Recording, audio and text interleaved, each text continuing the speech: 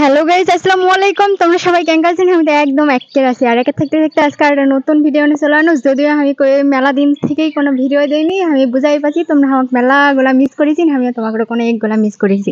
কিন্তু কিছু করার নাই, বুঝাই তো পাচ্ছেন। ঈদ চাঁদের দিন আমার বাড়িতে কুটুম্ব সুদনে ভর্তি, সবার বাড়িতে তো ওই একই হাল। এর ফাঁকে আমি কোনো ভিডিও করা পাইনি, এর ফাঁকত ফুকুতি আনা ভিডিওটা করেছি। এটা হচ্ছে শিং মাছ, আমার মামির কথা আর কি। আর আমার কথা হচ্ছে এটা কানসের মাছের ডিমের কালা ভুনা, কালা ডিমের কালা ভুনা। তো ডিমগুলো আগে মাছতে কাটে কুটে বাছে কুচে কি সুন্দর করে থুসি, আর রসুনটা থেতলা করে নিয়েছি। নিয়ে এখন এই ডিমগুলা থেতলা করার পালা, মানে ডিমগুলো হাত দিয়ে মাকে চাকে একেবারে ভালো করে মাখিয়ে নিবে হবে, গুদি গুদি করে নিবে হবে, সব ডিমগুলো ভাঙিয়ে নিবে হবে। আর আগে ফ্যান ফিলটা তুলে দিবে হবে গরম করার জন্য, যেহেতু নোয়ার জিনিস গরম হতে দেরি হবে। নিয়ে এটা ডিম টিমটা আমি তো একদম হাত দিয়ে মাকে মুখে নিয়ে, মানে ডিমের থলিটা আর কি, ডিম যেটার মধ্যে থাকে ওটা মানে জিংটি হোক বার করে নিবে হবে।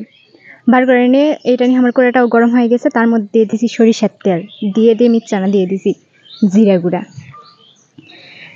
নিয়ে ওর মধ্যে এখন ওই থেতলা করা রসুনটা, এই রসুনটা ওই তেলের মধ্যে দেওয়ার সাথে সাথেই তো একটা গন্ধ, মানে কি একটা ঘ্রাণ বাড়াবে, তোমার কি আর কম সেই কথা, ওই ঘ্রাণে মনে হয় ভাত খাই নেই আমি। তো গুণা এখন রান্নাবাড়ি হয়নি, রান্নাবাড়ি করবে হবে, তারপরে খাওয়া হবে। তারপরে দিয়ে দেবো পেঁয়াজ কুচি, আগে পেঁয়াজ কুচি কুচি করে থুসুনো, ওই পেঁয়াজগুলো দিয়ে নিয়ে এখন ভালো করে নাড়াচাড়ে নিয়ে পেঁয়াজটা লাল লাল করে নিতে হবে। তার মধ্যে দিয়ে দিবে হবে স্বাদ মতো লবণ, যতখানি ডিম হবে তার অনুযায়ী লবণ দিবে হবে। তারপরে দিবে হবে কাঁচা ঝালগুলো দু ভেলা করে কাটে কাটে দিবে হবে, যদিও আগে কাটে থুইনি, এটা আমি ইনস্ট্যান্ট কাটে দিয়েছি।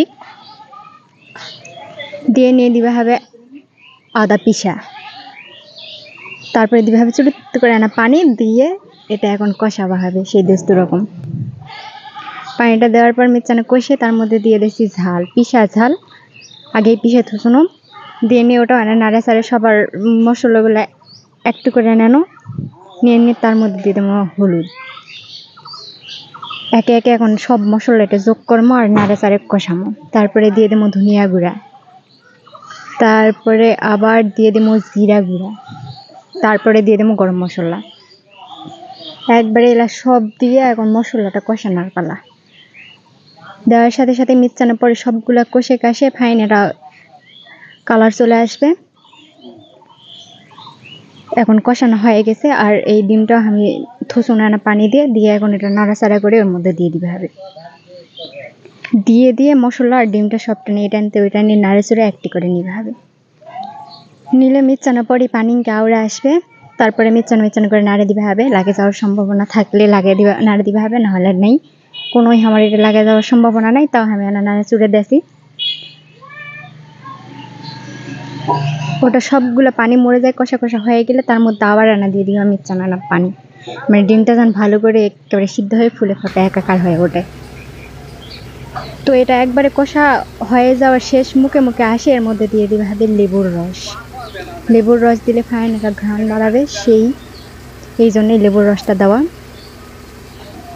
লেবুর রসটা দিয়ে মিরচানা খানিক থুবা হবে, থুয়ে থায়েই তো একেবারে আমার শিং মাছের কালা ভুনা রেডি। তো রেডি হয়ে গেছে, এখন খাওয়ান দাওয়ানের পালা।